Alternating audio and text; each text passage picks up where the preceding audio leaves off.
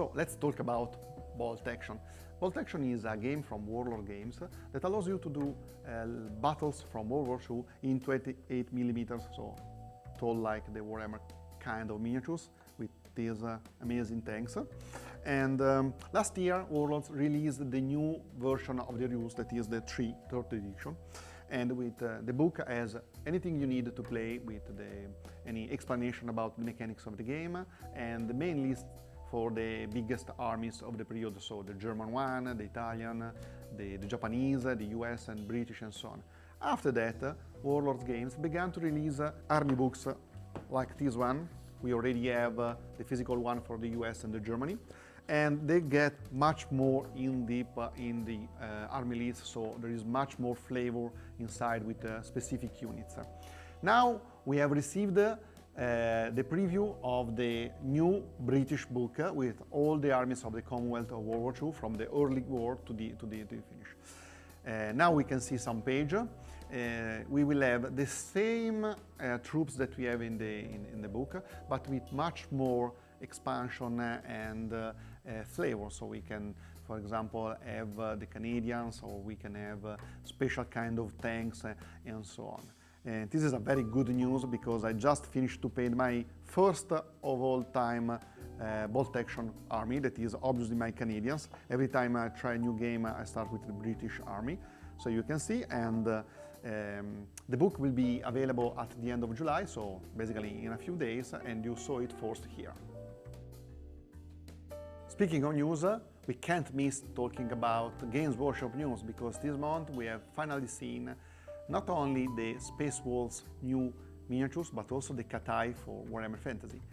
Space Wolves are one of the oldest chapters in the Warhammer 40,000 lore, and Games Workshop has announced at the beginning of this year at Adepticon relaunch the entire range. So now we have a full new catalog of miniatures that you can buy and paint, dedicated to this fascinating chapter dedicated to the close combat and killing in every way the enemies of the Empire.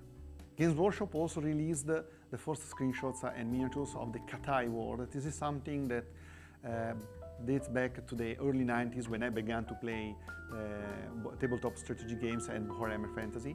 The Katai, inspired by the Far East and Chinese mythology and lore, this new army is for the old world setting and allows you to play a whole new army that has a unique flavor and fascination. Finally, let's speak about 3D printing. Our Spanish friends from 3D Breeds sent us a sneak preview of the new range for the Dark Ages. They're going to launch the Kickstarter in the next weeks. And basically this range will cover Normans and Vikings. And you can see the test we printed this very night at home. This is a standard bearer and from the Norman range, and this one from the Viking. You can see the detail of the armor of the helm and the flag.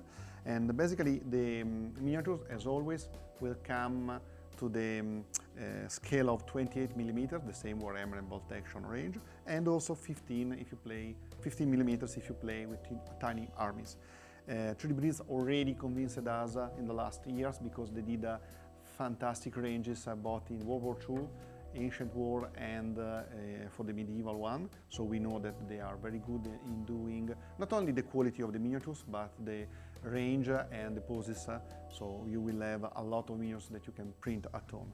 The Kickstarter, as said, will be launched in the very next days, and on the first day there will be a special sale. So if you are interested in 3D printing, give it a look. And now for the feature game, let's talk about Kill Team, the squad-based Warhammer 40,000 game. I love this game. I began to play it a couple of years ago. I collected around more than a dozen teams. And I think that a lot of people approach this Kill Team thinking that it's Warhammer 40,000 on vanilla, simplified. Instead, it's a very deep game where you have to conquer objectives and have a plan and play thinking about what the other player can do. It's also a game that you can play relatively easy because the basic bots contains everything you need with the rules, the army books for the 2 factions inside each boxes, and all the terrain details, terrain vehicles and buildings that you can just assemble and play. Obviously I painted because I love to paint miniatures, but you can play even with basic plastic models. Here we have a deadly confrontation between the usual Ultramarines, the Space Marine of the Imperium, and the Navy breach infantry, that is a team specific for kill team that is from the troops that usually boards the wreck that are in the space to see what is inside the lost ships.